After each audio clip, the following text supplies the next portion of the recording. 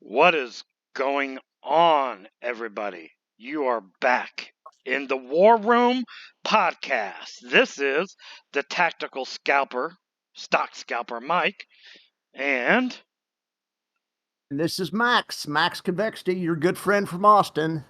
love it, baby. So, we got a few interesting topics for people today, and so if you don't mind, Max, I'm gonna throw out the topics just so people know what we're going to talk about, and I know we're going to have some surprise topics that'll come up in conversation. So Yeah, sure. today, guys, we're going to talk about Tesley. We're both going to give our thoughts and about that. We're going to step in a little dog poop and talk about internet trolls. We're going to talk about Defiance funds, the latest dividend disbursements, and just thoughts in general. ULTY is new on the block. We can talk about that today, and then, like I said, we got some, some other topics we'll bring up as conversation goes. So, what do you think of those, Maxie? That sounds like a winner, Mike. All right, so let's start here. Tesley, I'm gonna go ahead and throw this one in your court first. I'm gonna throw you the ball first, Maxie. What just in general, right now as you see it, what are your thoughts on Tesley as a fund overall? I'm bullish on Tesla as a fund because I'm bullish on Tesla as a company, and the fund can only do as well as the company can. I don't know if anyone saw my video about Max's theorem or Max's high yield math, but for an ETF like Tesla to pay a 50% yield in a year, and not to have any NAV erosion, that means the parent asset, there's no such thing as NAV erosion, first of all, but you guys know what I mean. But not to have a NAV go down, the parent asset has to make 100%, because generally the child asset gets about half of the upside. We know covered calls don't get the upside. So in a theoretical year, if Tesla is up 100%, that means Tesla might be up 50% in total return. Well, if Tesla's paying a 50% dividend, just for easy math's sake, they pay a little bit more, but for easy math's sake, if they pay a 50% dividend, that means their NAV will be dead even on the year.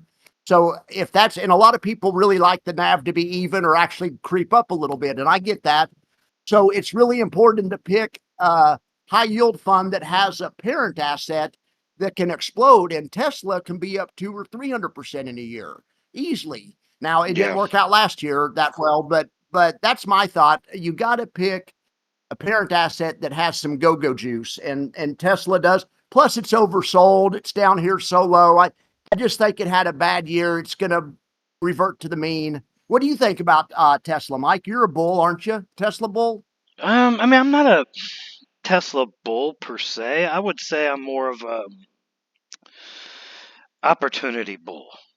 How about that? I mean, honestly, Max, I don't give two rats about Tesla in general. But I Okay. do like the opportunity here. Does that make sense? As opposed to, so I'm a bull on Tesla just because of the opportunity of this actual stock price of Tesla. So I think you and I are seeing eye to eye on this as far as Tesla, the company, goes. Um, Yeah, I agree.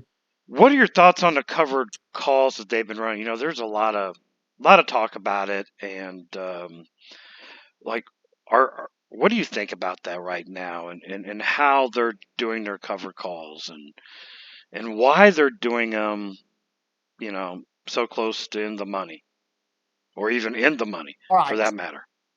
Or yeah, well, I don't know about in the money. They did one that was slightly in the money the other day, or that was that was Coinbase. But anyway, yeah, okay.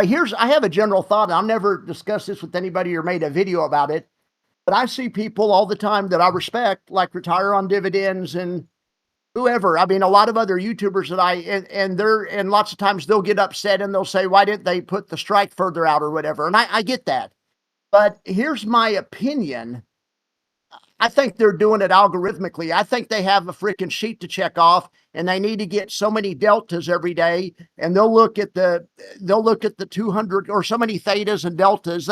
They're managing this algorithmically or mathematically and systematically, and they'll look and see what it's paying. And if the 200 call is paying what they need to make, they'll sell it even if the stock's at 195, because we don't know what they're looking at. Maybe the 205 call doesn't offer the right amount of risk and return for whatever system they're following. If I could ever get Jay on here, I'm going to try to confirm that, but I don't think there's somebody sitting there. Here's what I don't think. I don't think there's somebody sitting there going, hey, we got overhead resistance at 200. So, we might want to write the 200. I don't think they're looking at technicals. I don't Really? think they're You don't looking think at they're any. using technicals at all? I don't. And I would love to confirm that with Jay. I think it's a matter, it's math. I think it's a mathematical collection strategy. I really do. And I may not be right, but I really think they have like a system, and they sit there and they try to get a certain amount of premium or certain amount of deltas and thetas every day or every whatever. And when they have a decision to roll, I think they're just, I think they're just looking at purely from whatever call meets their needs, regardless of where it is in respect to the breakout or the bull wedge or any of the other stuff. I really don't think they look at or care about that stuff. I think it's math. I really do, but I may be wrong. Now, I will say this, something that goes against that theory, something that somebody else could throw back in my face is, well, how come some of the funds laddered their strikes out and stuff? And I don't know. That does, because some of the funds, but here's what I think. Look at like MSTY. They have calls right now that are 40% out of the freaking money and for next week.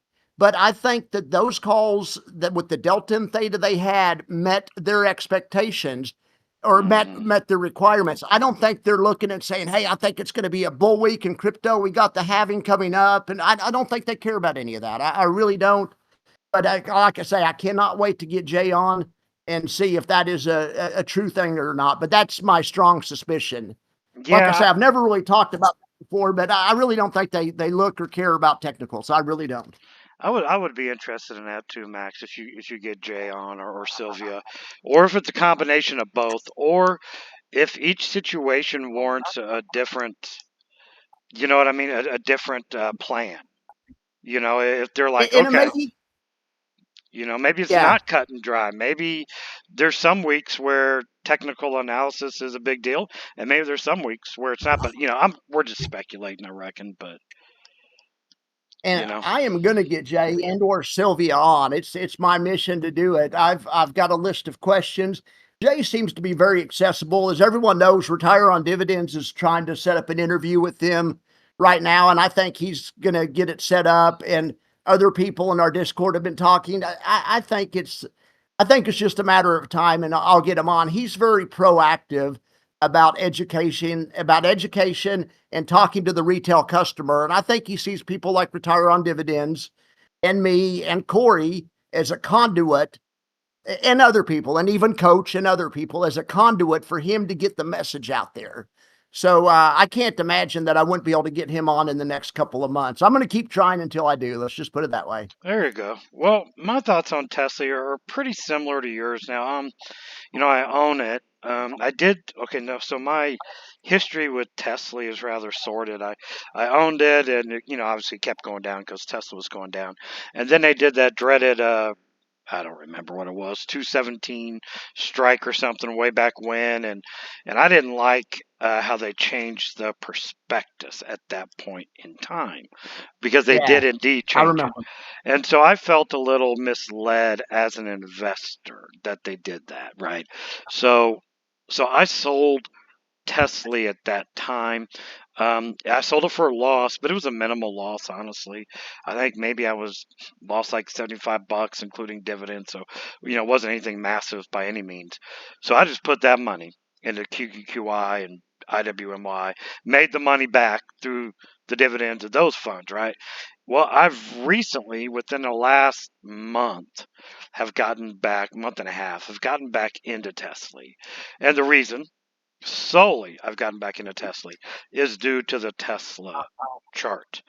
Now, as long as Tesla is paying over 50% dividend, Max, I'm okay with it, even if it breaks major support, meaning Tesla, and goes down or whatever. I'm okay as long as they're paying the 50%. Now, if we start falling off, Maxie, and we start getting 45, and I'm like, okay, I'll give it another month, and then the next month's like 40 or 35. Well, then I'll probably have to reconsider. So my whole basis on being on Tesla right now is trying to, I guess, essentially time Tesla and thinking that it's oversold.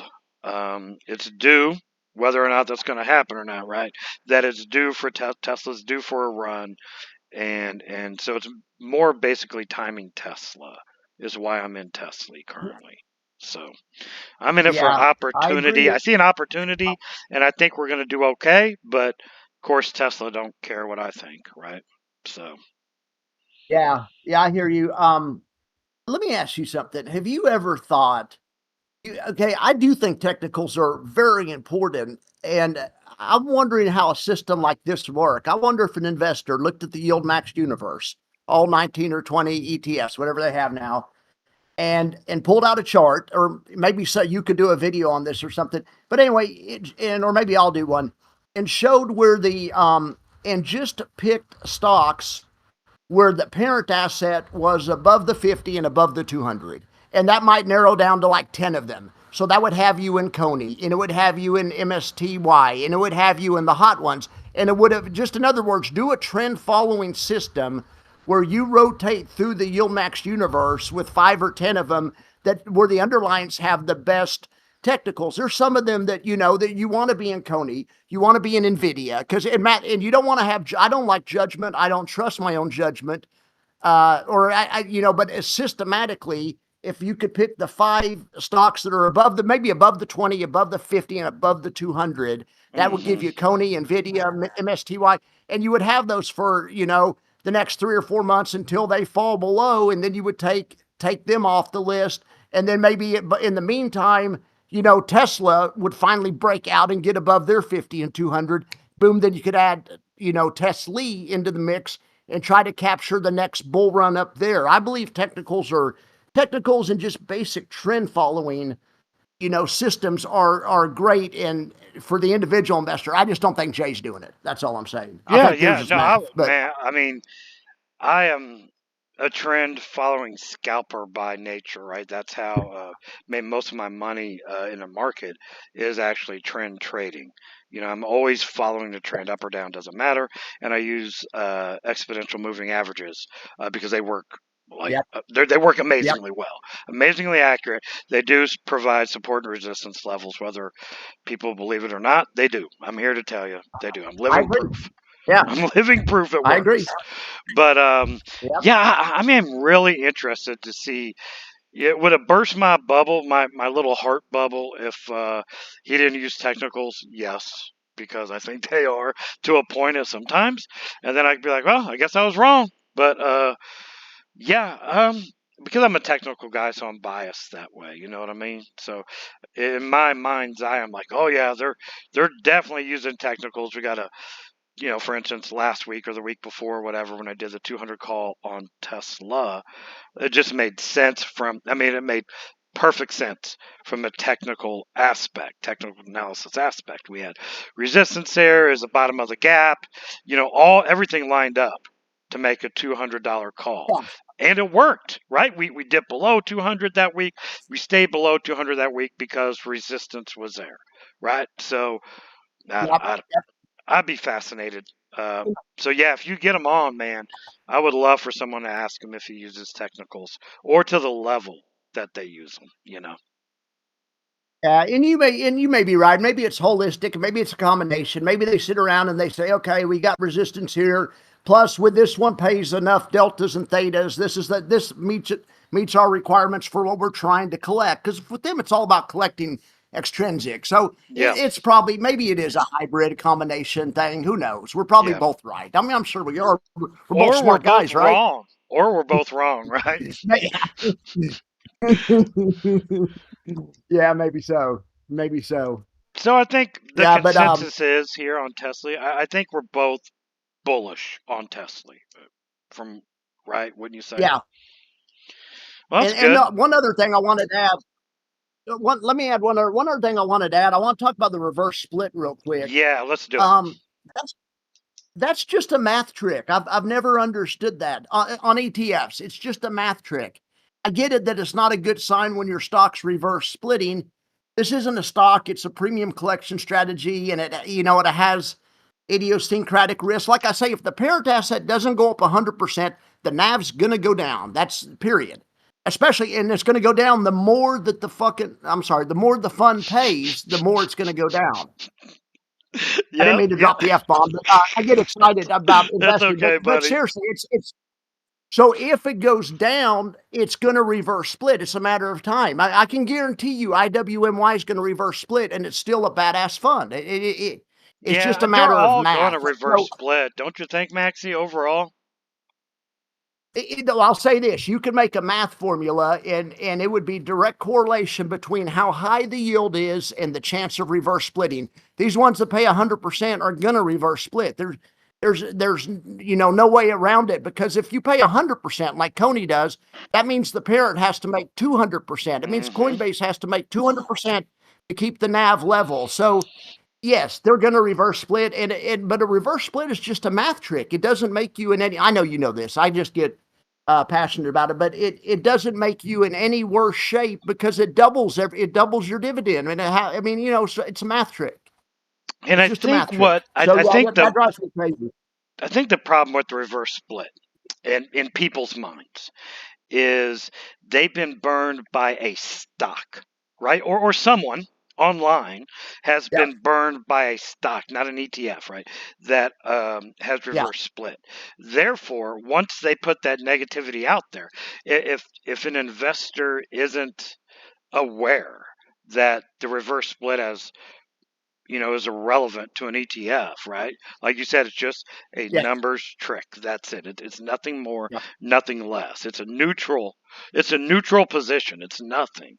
But they've been yeah, burned, I think, Maxie, by other stocks, and then that's in their mind, or someone else has, and they put that in their mind. Basically, in a nutshell, they're uneducated, right? Ignorant. yeah. Well, either that, or I'll be more generous. I'll tell you my story about my first reverse split. It was in the '90s, and I invested in this company called Beverly Enterprises, and they were a REIT basically, but they owned a bunch of nursing home properties. And in the '90s, the population was getting older, and so it was supposed to be demographics were setting up for nursing homes. I did my research. I was into fundamentals back then, and this company was hot and stuff. And I thought, and I bought them for like 50 cents, and oh my gosh, I had 1,000 shares or something. I don't know, but I had a pretty nice little investment. So one morning I get up and they're at $5, and I'm like, holy shit. And so I start spending the money in my head. I want one of those chairs from Sharper Image. I'd always wanted one of those massage chairs Yep. from Sharper Image, but they're like $3,000, and I can't justify that, especially I just got out of college, and I was thinking I'm going to go buy one of those freaking chairs right now today. So anyway, but sure enough, it was a reverse split. So I mean, and I was a stockbroker, so I should have. I mean, I understood what can happen, but it was a 5-for-1 reverse split. So I wasn't any richer. In fact, I was just as poor. But anyway, and that company ended up going to zero. Reverse split for a stock is not a good sign. No, It's no, I it's get not. that part of it. It's different on an ETF. Yeah, totally. And I think that's where I just think that's where it comes in line, Max, is that folks just don't understand the difference. They're uneducated uh, between the differences between both of them, and hopefully, Tesla goes up. Tesley obviously will follow with it, and people will be educated from this, right? I think this space, and this is going to take us to the next topic. I think people are uneducated for them that I see a lot of them are uneducated. They're new, right? They've just gotten in the market with these funds from one how they've heard of them from one form or another, and they've gotten into these funds, and so they're uneducated and they just don't understand about a reverse split because all they know is what they've heard on the internet. Okay, so let's Yeah. transition if you don't mind. I'll start off with this one because I'm the one who wanted to bring this topic up. I'll step in the old proverbial dog poop first. I want to Yeah. talk about internet trolls, Max, and the effect that they can have on investors. And just I see people go into discords that don't like these high yield funds for one reason or another. Their reason could be totally valid. It's irrelevant. But I see them going in there. And then instead of saying, hey, can you tell me more about this? They come in and they start, bashing the fund or bashing the people. That's even worse, right?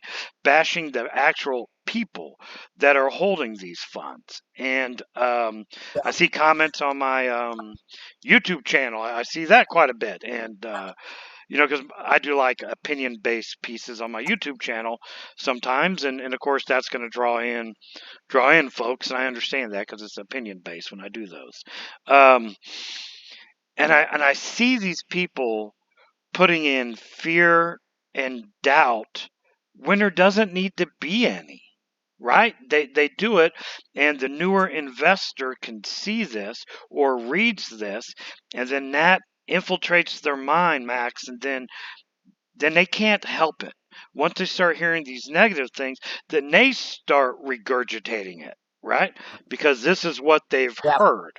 So they regurgitate this BS from somebody else. And then it just, it goes down the chain, and the more and more people are doing it.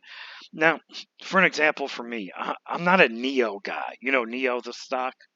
It's just Yeah. not my thing. I don't like it. Don't like the company, whatever. I don't go to a Neo, me personally, go to a Neo Discord server, hop in there and be like, what are you idiots doing? You know? Why Yeah. would, what's the point of doing that, you think? Yeah, I don't know. I don't get that either. I really don't get that either. But all the negativity and stuff. That's the reason I started my channel, because I was watching Retire on Dividends every day and reading his comments. And he was just getting bum rushed by people that didn't understand how these funds work and blah blah blah. So I started my channel pretty much to directly start help. Not I didn't even know him. I didn't communicate with him, but I was like, I'm gonna try to help this guy out. And so my first couple of videos were pretty much, I would just take bad comments he got and turn them into a video and try to explain from an option trader standpoint why that wasn't true. So that's kind of how my channel got started, is trying to combat trolls that were trolling other people. Or not, troll may be the wrong word. A lot of people are, I think troll insinuates somebody's doing it to get a reaction. Yeah, those are the I'm type trying of those folks kind of, I'm kind of leaning on here a little bit. yeah, I'm just saying, but there's a lot of people, and we have some in our Discord that are critical, but I wouldn't put them in the troll category. They're still reachable. I'll say this: it's not no one in our Discord, but in another Discord, I used to argue with somebody, or we used to have discussions, and I made a point. I said, no, that's not the case, because this, and I proved it to him. I showed him charts. And now a month or two later, I'll see them get in an argument, and somebody will say the point that they used to say, and he'll show the same chart I used to show. So I'm saying I like when I have a positive influence. I can tell I've got through to that person. Anyway, I love trying to teach people. My channel's more about education, less about opinion. I have a feeling have more trolls because you put yourself out there more. I don't really do that. I just say, look, I'm going to teach you how. I try to just teach stuff and try to come at it from a somewhat neutral perspective. Outside of the first couple of videos I made, they were more opinion based, but now I'm just trying to do basic, basic education. Do you get many trolls on your YouTube, on your comments?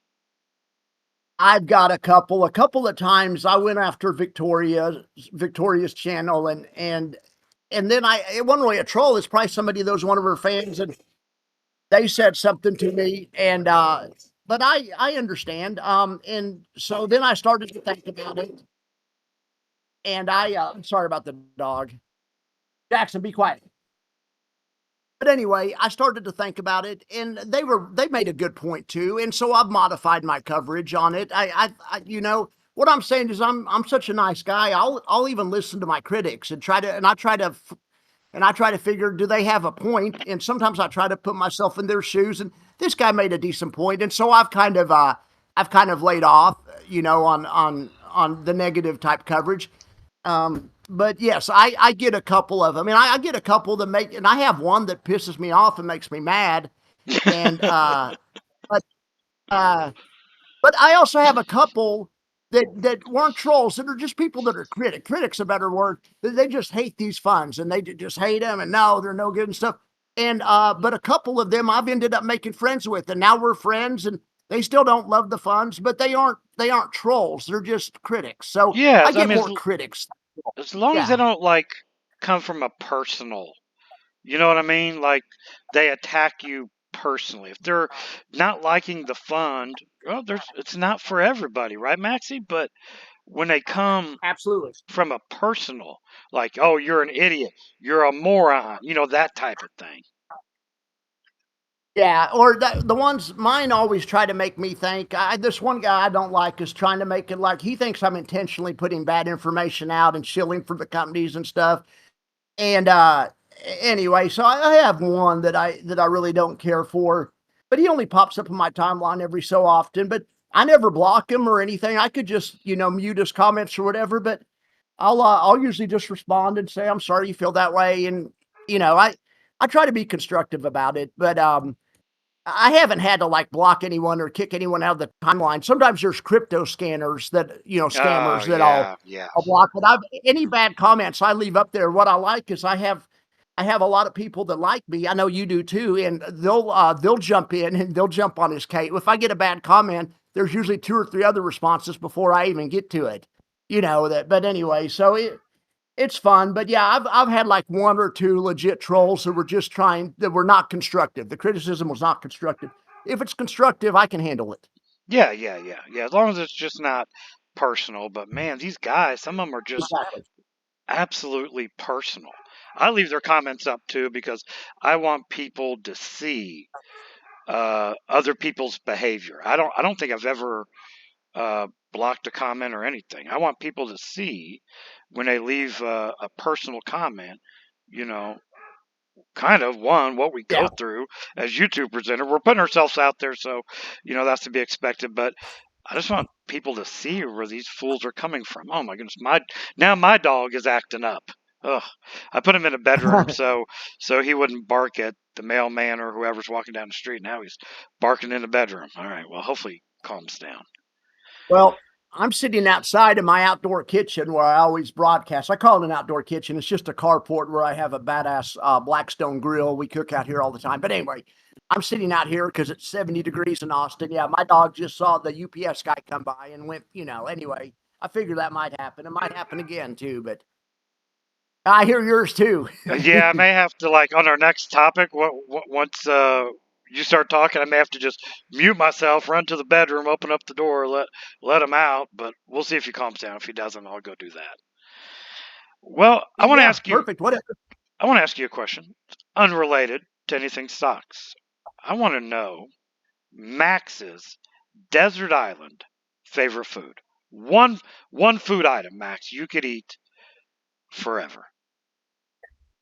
Um, that's a good question. I would say probably Tex-Mex. I mean, and even before I moved to Austin, I've always been a Tex-Mex guy, or even not even Tex-Mex and Mexican. My favorite ethnic type food is Mexican or Tex-Mex. I love that stuff. Okay, so Queso, let's cheese, break it down chips. Yeah, even smaller. Mexican, that's pretty a wide, or Tex-Mex, it's a wide category. Give me one yeah. dish. Sour cream chicken enchiladas Okay. or chips and queso. Yeah, or I mean, if I was on a desert island, I mean, I might try to choose something more healthy or something. But I'm just saying, if I was getting executed and I could choose, you get to choose your last meal, it'd probably be sour cream chicken enchiladas and chips and dip, something like that. I like it. That's a good one. All right. Yeah. I like What it. about you? What about you, bud? Um, I'm gonna have to go with my ethnic roots, and I'm gonna go with spaghetti with meatballs and Italian sausage with the family sauce recipe. I just love it, man. That would be me. Even though I pretty much eat it twice a month on Sundays when we have family dinners. I would Yeah. that's still my favorite. So yeah, that's I me. I'm hear you. pretty simple. I hear you. That's a good one. When I'm talking categories, my first favorite category of food is Tex-Mex. My second favorite category of food is Italian. I love Italian. Yeah, I'm afraid I'm going to get older and get too much heartburn from it, and then because I can feel it creeping in sometimes, and man, I'd hate to have not be able to eat it, but Hey, it, have you ever heard the statistic? Have you ever heard the statistic that says Italian guys live longer, and even though they eat that really rich food, I'm talking from Italy and stuff. There's something about the oil they use or something, the olive oil. Or I've yes, heard that. yes. Have you heard that same thing? Okay, Actually, all I right. did I'm just some wondering. research on it. Believe it or not, it's like the blue. Oh my, I'm gonna butcher this, Maxie. It's like the blue diet, but it's like blue wave diet or something.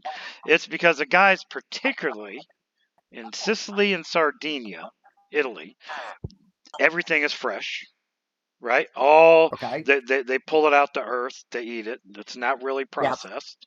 The olive oil, Yep. Yep. straight. We put olive oil on everything, right?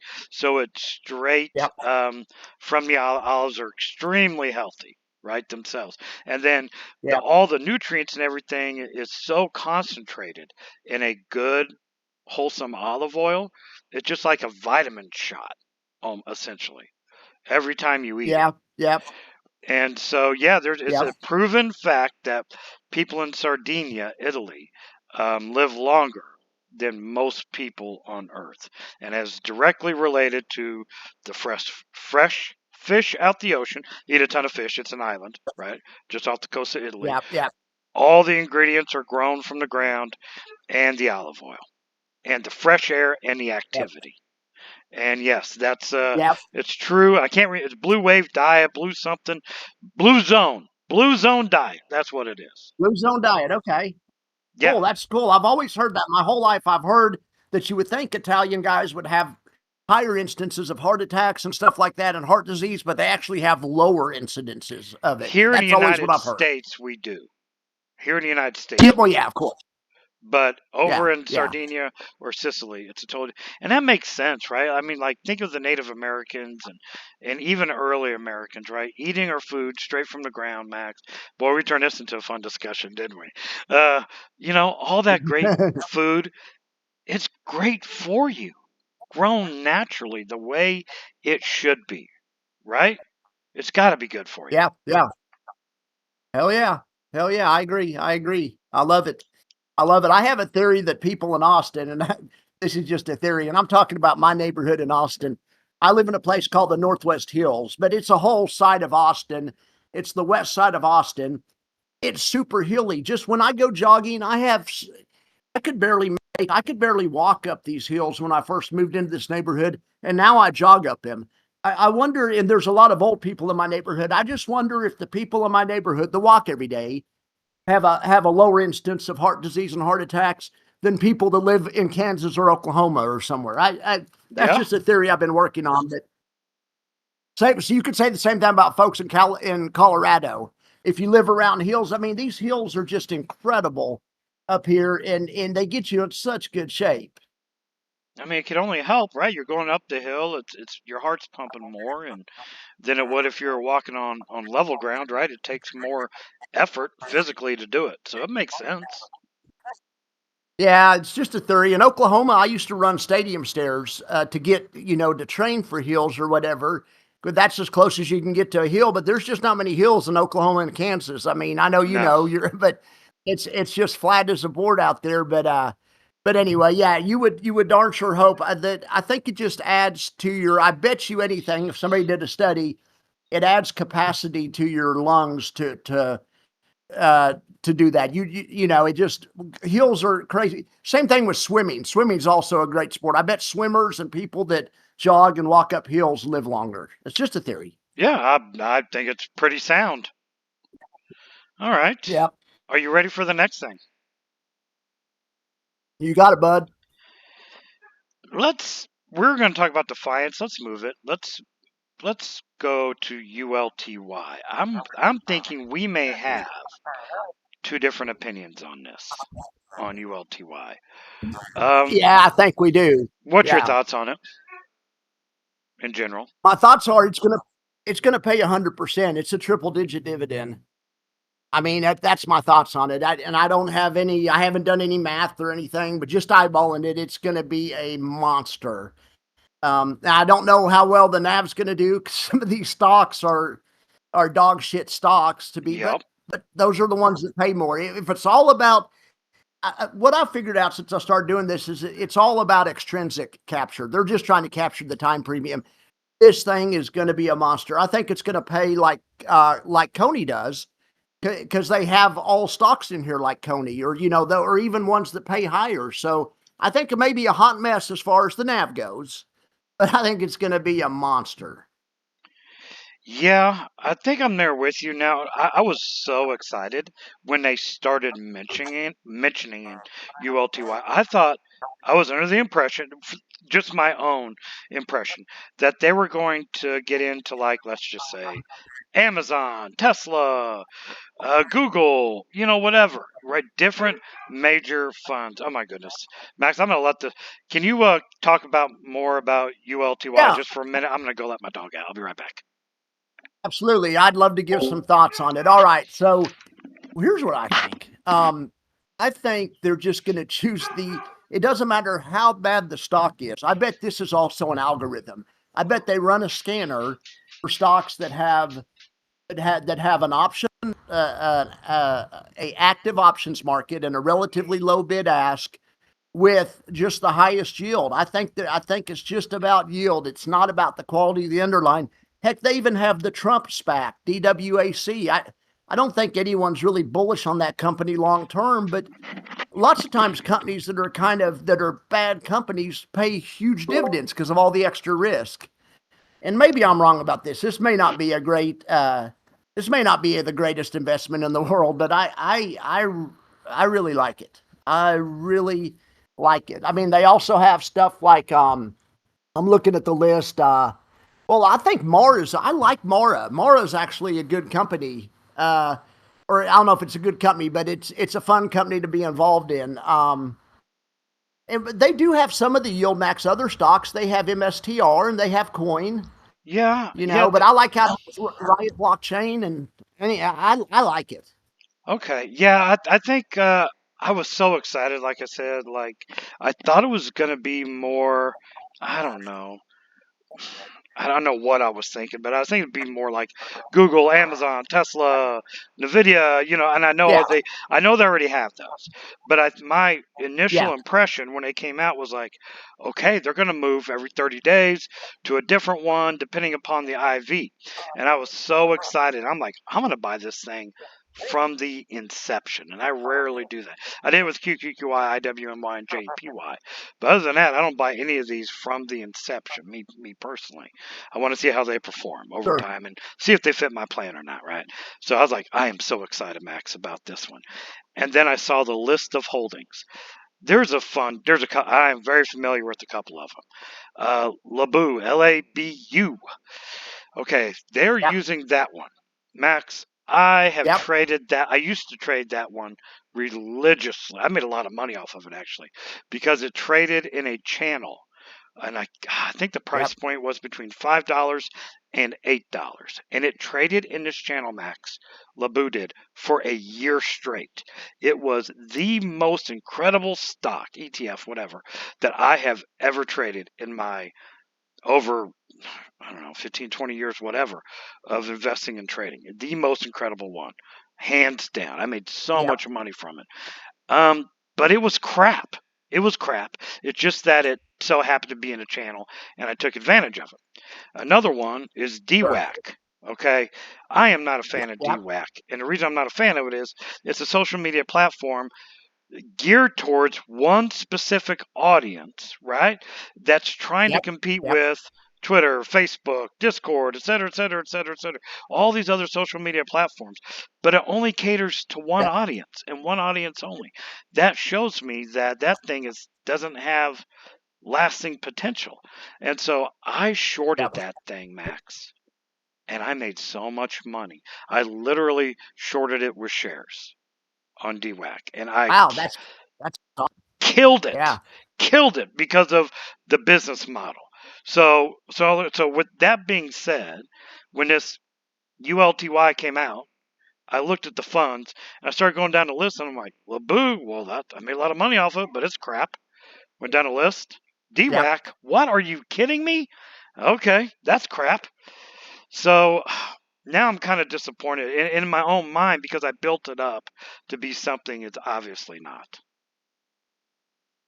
So let me give the opposite. Let me give the opposite perspective. Yeah, I like it and stuff, but here's something that I am worried about, and it may be a legit concern.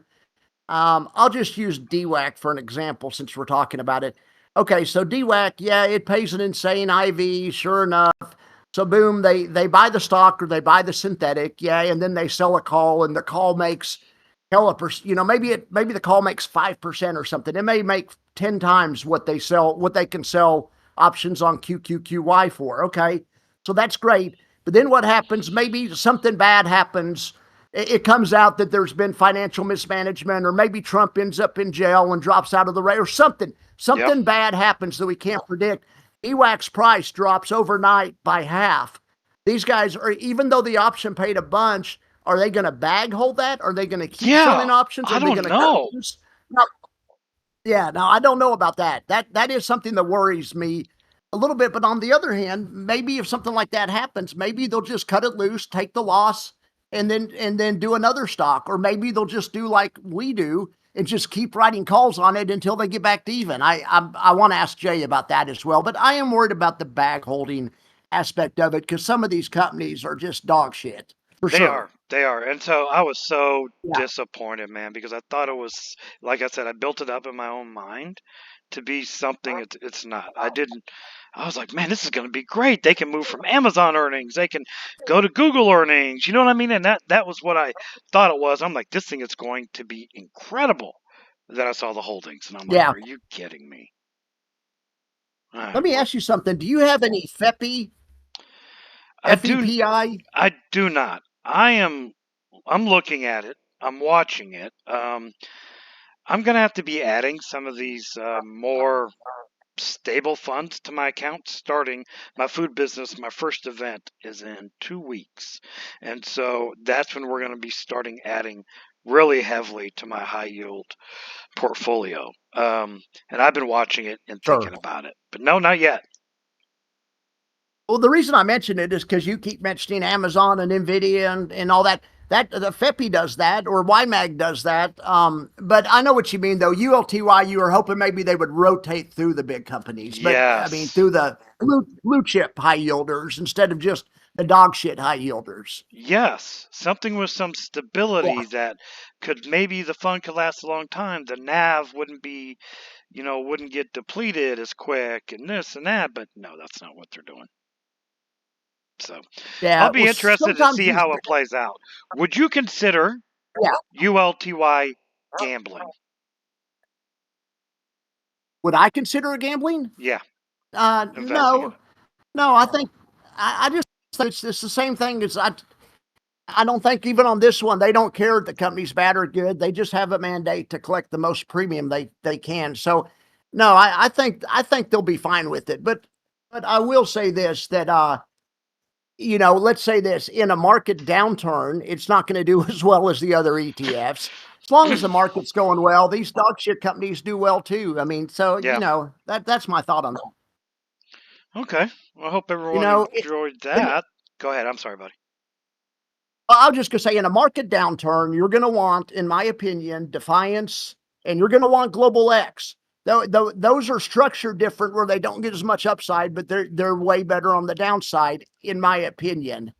And the ones that are the ones going to do the worst on the down, if the market turns, is something like Bally or iSpy, or one of the ones that are monsters on the upside. You can't have your cake and eat it too. There's no free money. FEPI will do terrible in a downturn, in my opinion. Mm-hmm. There's these ones that do so well in a bull market. The reason they're doing well in a bull market is because they have less tracking error or less buffer, because the way their options are structured, they're sold further out of the money, which is great because you get more upside. Further out of the money means less premium. The premium is what protects the downside. So I think that FEPI's having a moment, and Bally and iSpy and JetQ, and that's great. But I think if you had to have a fund to hold, if I had to have an ETF to hold the rest of my life, it would probably be JEPY. Or if somebody stuck a gun in my head and said, you're going to buy this, but you can't sell it, it would probably be JEPY, to tell you the truth. Oh, okay. Let's hold that there, because that's going to transition perfectly to the next topic. All right. So I want to talk to you about Defiance funds. Okay. Now, we both like them. We both love them. So let me just start the questioning here to you, Max. I want to get your thoughts on this. Okay. All-time highs. Let's just start with QQQY as an example. Okay. NASDAQ 100, QQQs, all of it, right? All-time highs, right? Charts ripping up, looking gorgeous from the underlying.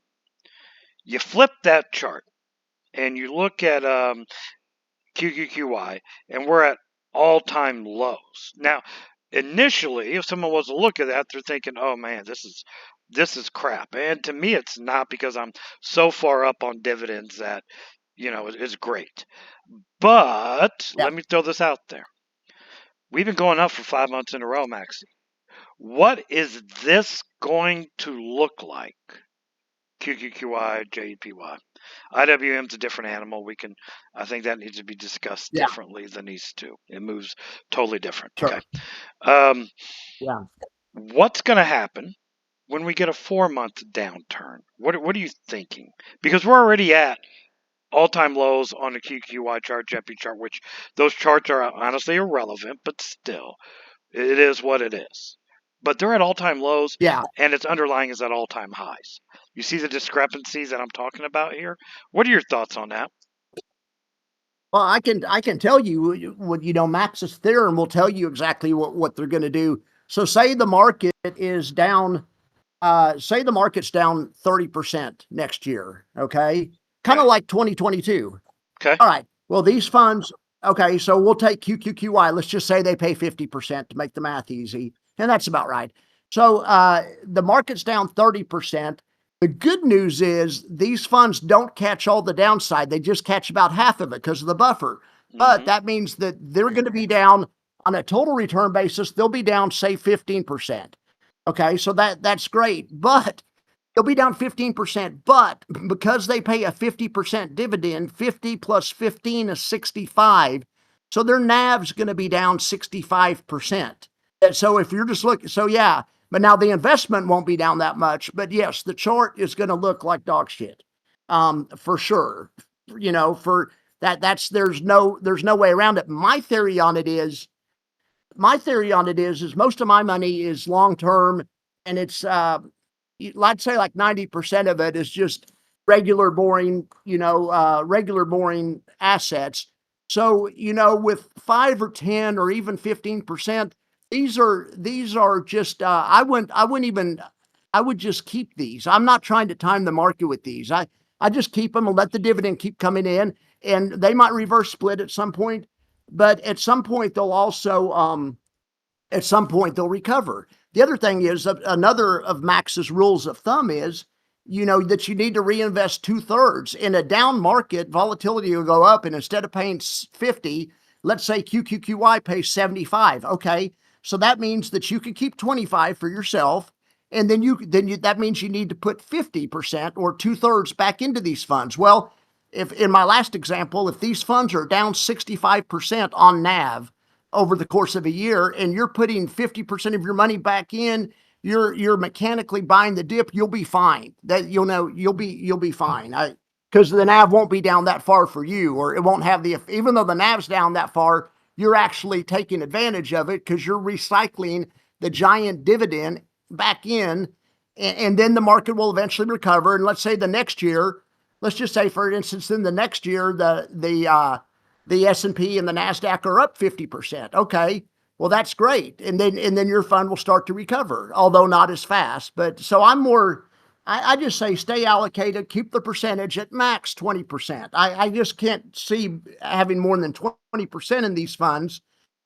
That's just my opinion. I will say this, but I know there's people that have everything in these funds. So if I was one of those people, for sure, if I saw a bear market coming, I would get out of these funds. My theory is keep it allocated to a low allocation and just reinvest 2/3 of the dividend and just let it do its thing. That's my theory. What's your theory? You manage pretty active. You would dump these when in a bear market, right? I don't know because that does, even though Defiance funds are my favorite currently, it's always my favorite is just because that's what's working for me at the time, right?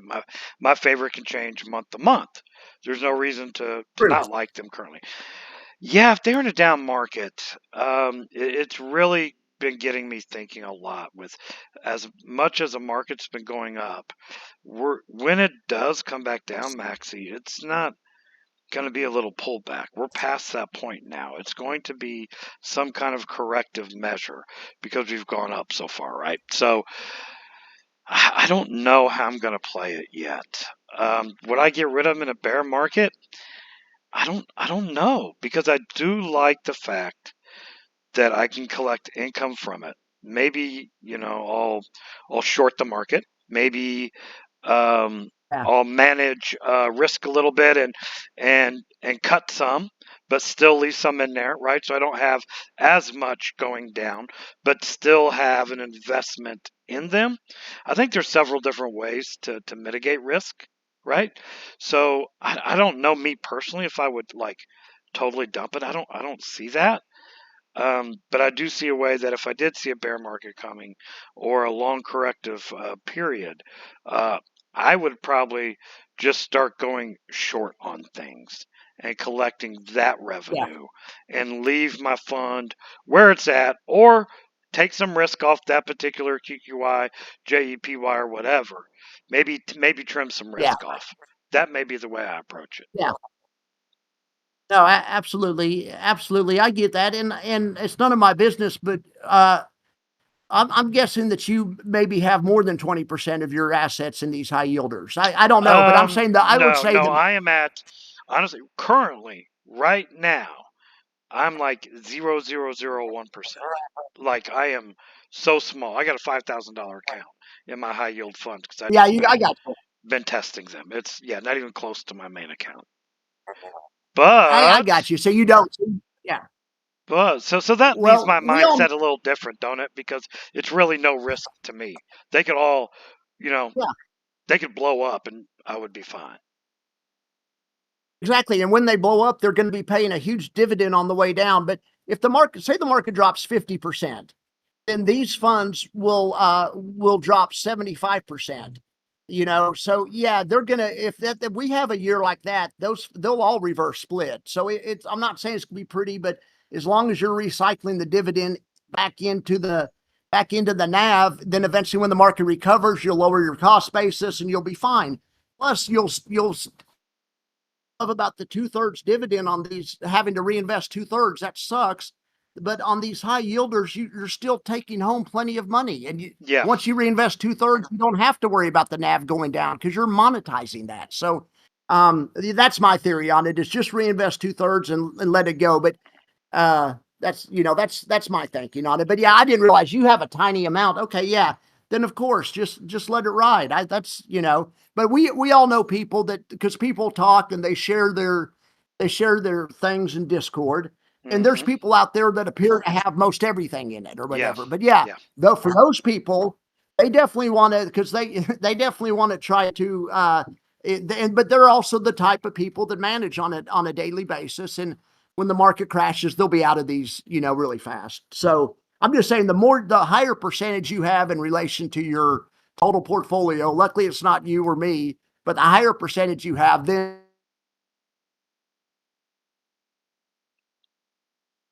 Hello?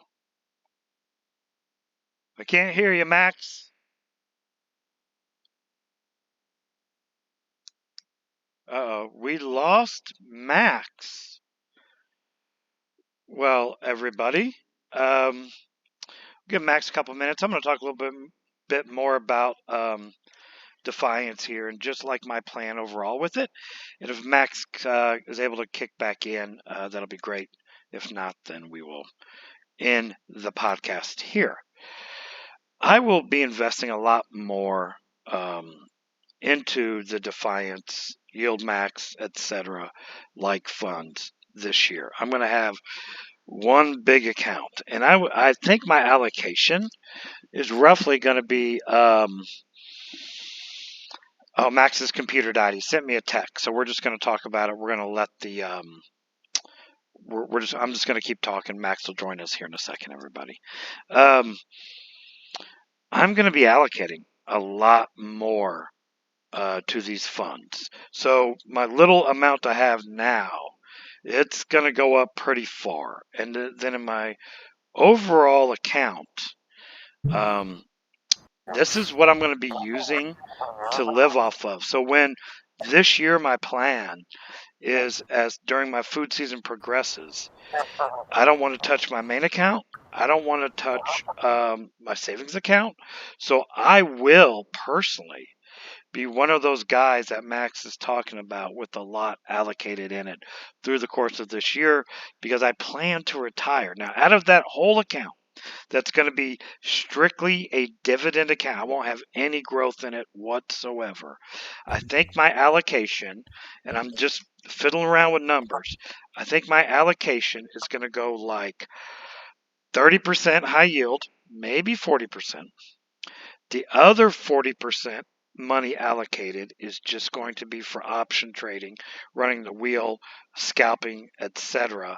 And then the other 20% is going to be in stuff like Max mentioned earlier, maybe like FEPI or iSpy or SpyI or JetQ or something like that.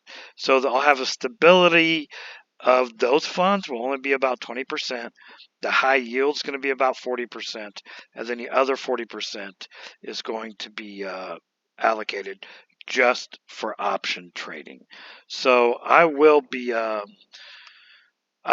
doing that this year, and that's the plan by October, to have a lot in these funds. I'm not going to be comfortable sharing like what those numbers are as I go into the future, but it's honestly, guys, it's no one's business how much money I have or don't have, and I will not be comfortable sharing numbers once I get to a certain point. Now I don't mind saying I only got 5,000 in the account, but once we start getting up there, I'm not going to be comfortable talking about that. But I can talk percentages, and that's percentages work with any number factor, right? So again, 40% high yield for me, 40% cash on hand for option trading to generate weekly, monthly revenue, 20% in stable covered call funds.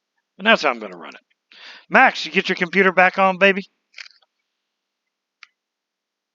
Oh, let me see. Okay.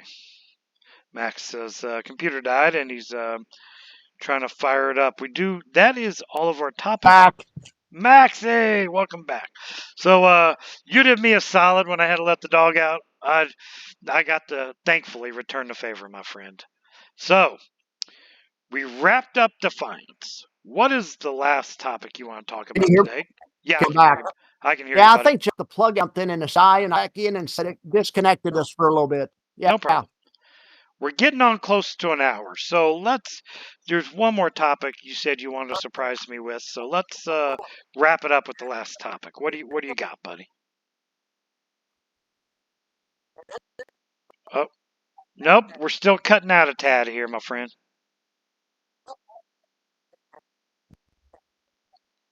Yep. Oh, I'm glad. Okay, I just heard you there. Yeah, it's cutting out super choppy. I was going to ask you. Okay, big into. Ooh. What do you Costco? Costco means. I just want to ask Costco means you have. Max, it is cutting out really bad. Yeah, I can't hear you. I just wanted to ask you about. They have something out there. Sorry. Well, I don't know why it's doing. Yeah, it's on. We could just hit in. We'll next week. Yeah, we'll do that. Yeah, Max is a little choppy here, my friends. Okay. So I'm going to go ahead and wrap it up Thank you, everybody. We can just wrap it up and we'll the next week. Sounds perfect. All right. Everybody, thank you. Please sub Max's channel, Max Convexity. Sub my channel, the Tactical Stock Scalper. Guys, we really appreciate everyone for listening. And that'll be the podcast for today. Thank you, everybody.